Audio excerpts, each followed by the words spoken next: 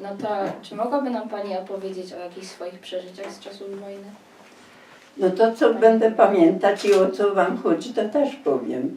Trudne były czasy w tym czasie, w takim młodym wieku jak wy, bo było ciężko, bo nie dość z domu nic nie dostali, a państwo nic nie dawało wtedy dzieciom. Tyle, że każdy musiał się jak mógł tak starać, żeby dzieci się kształciły. No, ale tyle, że mieliśmy tego profesora Padzia. On był bardzo poczciwy człowiek i on dużo pomagał. To nawet przy zdaniu, jak dawały matury, jak chodziły dzieci, no bo nie było autobusów, nie było nic. Wszystko musiało na piechotę iść tam, a zimy były ciężkie. No. A co jeszcze więcej chodzi? I tam jeszcze miał on takiego drugiego profesora, on francuskiego uczył. To oba tak ten Mokrzyszów wspomagały. No. Balladynę graliśmy przecież, to jeździliśmy tam, gdzie kto nas zaprosił. Byliśmy w Stalowej Woli, byliśmy tu w Tarnobrzegu też. No i to wszystko on prowadził. On był profesor, ale rolniczy taki. No, ojcowie jego mieli no, tam takie małe gospodarstwo. No ale on się uczył też sam, no bo ktoś mu mógł pomóc wtedy jeszcze. Bo on się jeszcze dokształcał. No a tak więcej, no to potem to już moja siostra, to już też była, no to moja siostra, to nas było 3. Ja jestem z bliźnią. Siostra moja.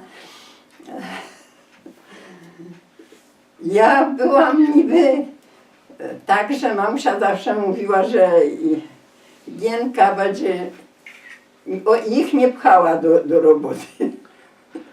Jak przyszło coś do roboty, to Gienka. A jak przyszło, bo tak też u nas się robiło, no robiło się takie jeszcze mniej więcej jakieś tam, czy na przykład na dożynki. Mamusia miała taki talent, układała, też mieliśmy tu sąsiadów takich też stępniów, one też pomagały, też w takim wieku było jak moja mamusia. No to robili, to takie te wianki się wiło tak jak i teraz, no i trzeba było komuś coś pożyczyć, no to wszystko z pamięci, bo to nikt nie dawał nic na to. No, to szły dzieci, no a my w czasie wojny u nas się pani doktor, ta Lilien, to raczej tu się u nas, bo szkoła rolnicza, bo myśmy pracowali, ja nie byłam w Niemczech, byliśmy wystawione też, ale miał ten Połowicz. Może coś pamiętacie o nim, nie wiecie nic o nim. O nim powinno się dużo wiedzieć, bo on Mokrzyszów bardzo pomagał. Jak był nie on, to był spalony Mokrzyszów. Tylko on wspomagał. Kto to był? To był Połowicz, inżynier rolny i tu była szkoła rolnicza. I tu on tym wszystkim, tu było zdaje się 75 hektarów, tak jak ja jeszcze pamiętam. I to nie było 12 ludzi do tego i 2 pary koni. I to się wszystko obrobiło. I się wymuciło i zasiekło i on tym wszystkim zarządzał. I bardzo dużo pomagał wszystkim ludziom, bo wtedy weterynarii nie było. Wtedy każdy jak mógł chował wszystko, bo z tego żył. A jeszcze kontyngent musiał się oddać. No to on tak jak na przykład zachorowała krowa czy świnia, to on już te wiadomości miał i to pomagał. No. A dlaczego pani mówi, że on uratował Mokrzyszów? Uratował dlatego, bo była łapanka.